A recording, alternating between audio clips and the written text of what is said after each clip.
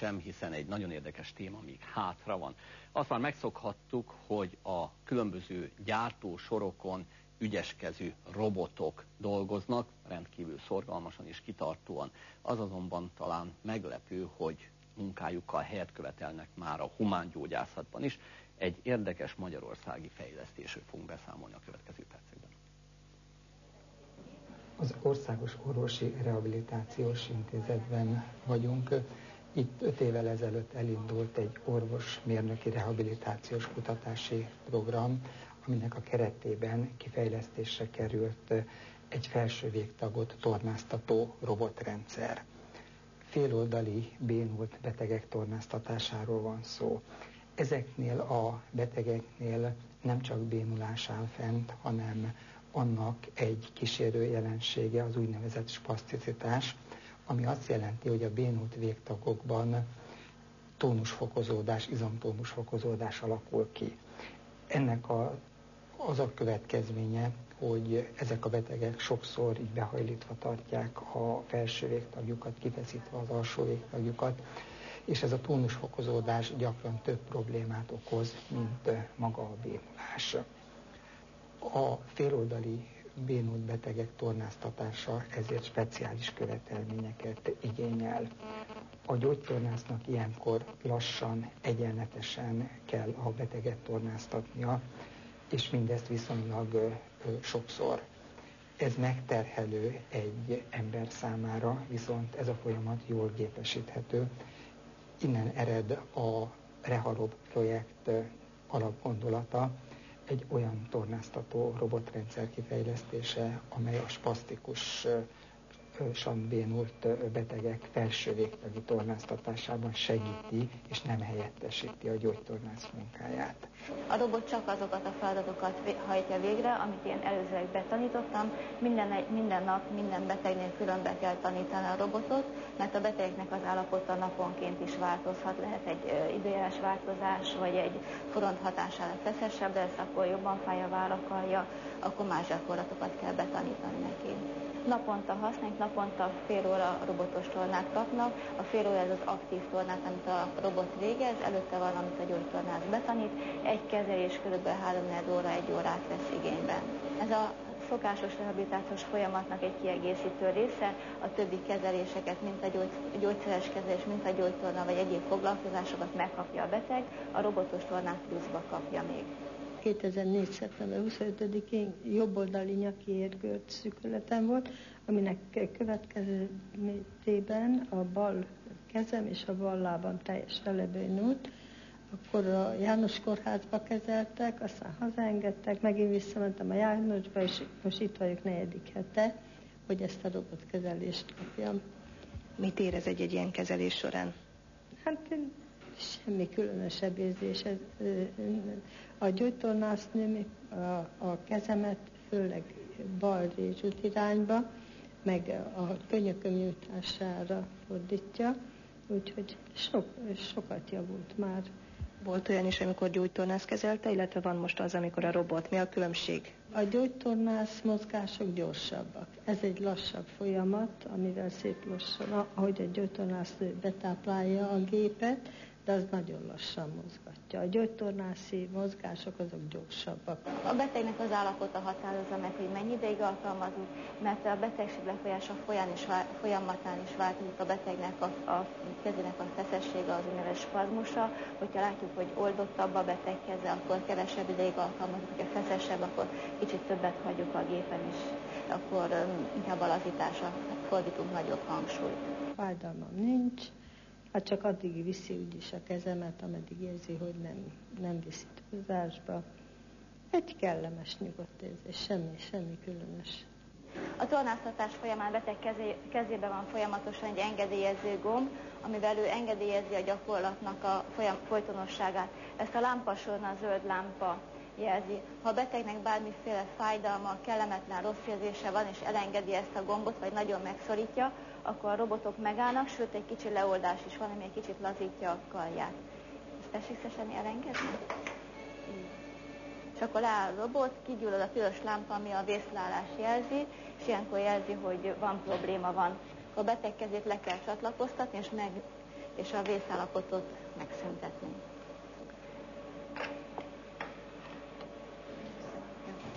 A jelenlegi klinikai vizsgálat előreláthatólag az év végéig tart. Ezt követheti, hogy a robot megkapja az orvostechnikai tanúsítást, és amennyiben ezzel már rendelkezik, akkortól használható a mindennapi munkában.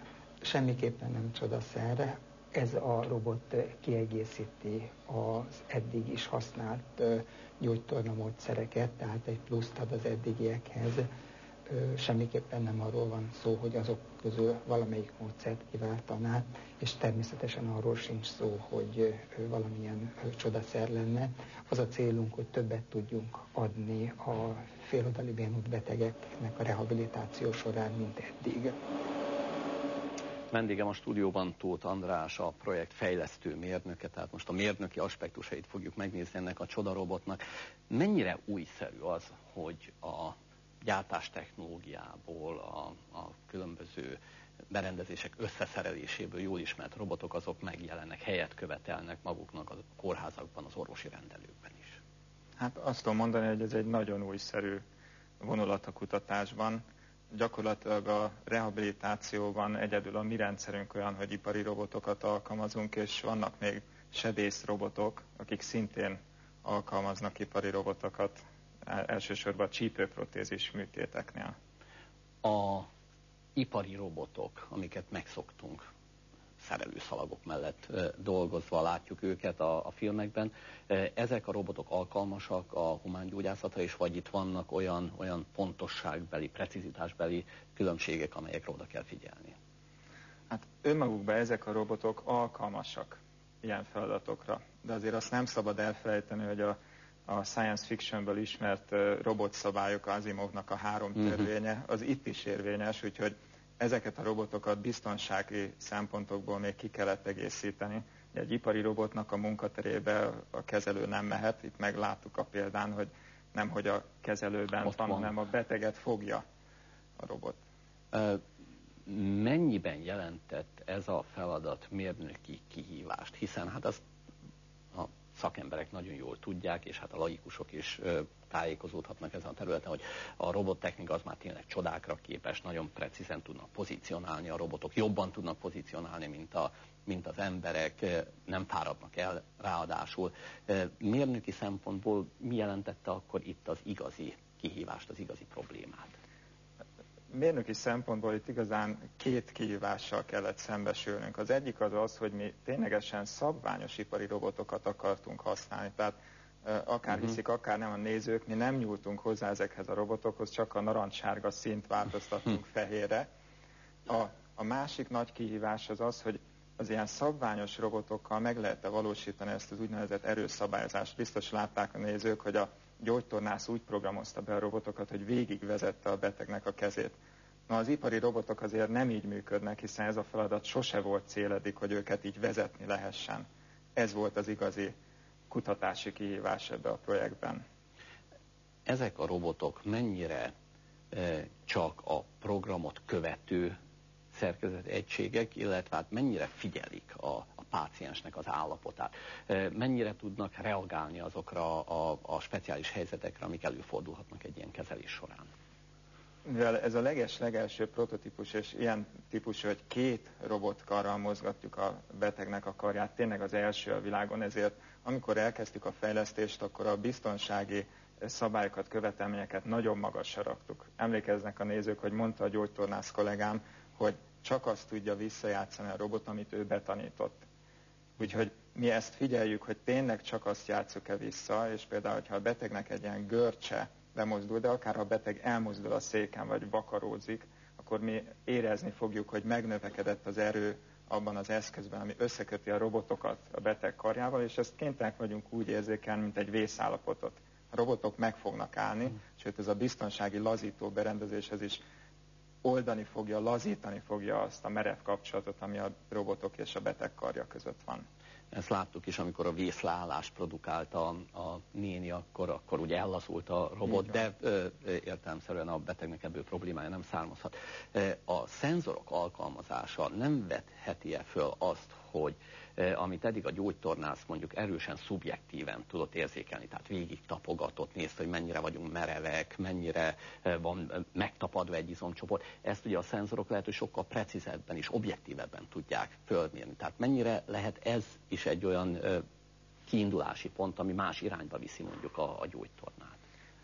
Nem akarunk megállni a kutatással ezen a szinten. Minket nagyon érdekelne az, hogy lehetne megoldani azt, hogy a robotok esetleg sokkal önállóban tudnák tornáztatni. Tehát, hogy egy gyógytornász is érzékeli a betegnek az állapotát, megvannak erre a szenzoros eszközeink, hogy valamilyen módon mi is képet nyerjünk a beteg állapotából, és utána esetleg automatikusan megtervezni a gyógytornát, majd végrehajtani. Ez mindenképpen úgy gondolom, hogy ez a jövő, de először be kellett bizonyítani, hogy ez a rendszer ez működőképes és biztonságos. Ez volt az elsődleges cél, most lehet tovább lépni. Tehát, ha jól értelmezem, akkor a mechanikai, olyan értelemben mechanikai, hogy maga a működésnek a mechanikája, a dinamikája, ez ma már tesztelt, most már az intelligencia irányába kellene, hogy elmozduljon ez a bizonyos robot gyógytornász. Pontosan. Sőt, el szeretném mondani, hogy a legelső jelentkező, vagy tesztelő, aki kipróbálta ezt a robotot, az nem is egy ember volt, hanem külön fejlesztettünk erre is egy robotkart, amelyik kipróbálta, és 2 hétig teszteltük, utána ült bele az első fejlesztőmérnök ebbe a kezelőszékbe. Hát ez a totális robottechnika, amikor a robotok gyógyítanak robotokat. Persze hát itt azért komolyabb dologról, komolyabb témáról van szó. Nem titok, a Műegyetem benne volt ebben a projektben, ma úgy néz ki, hogy műegyetemi napot tartunk. Mennyire tudnak a hallgatók bekapcsolódni egy ilyen projekt végrehajtásába, hiszen néhány perc ezelőtt épp arról beszélgettünk, hogy a diákok szeretik az ilyen nagyobb kihívásokat, az ilyen nagyobb jelentőségű feladatokat. Ilyen jelentős projekteket a hallgatók nélkül nem lehet megvalósítani. Ebben a projektben is azt tudom mondani, hogy a humán erőforrásoknak legalább a 3/4 az hallgatói munka volt. Úgyhogy nagyon jelentős, és visszautalva a nap első témájára, nálunk is voltak TDK-zó hallgatók, sőt országos versenyen díjat nyerő hallgatók is.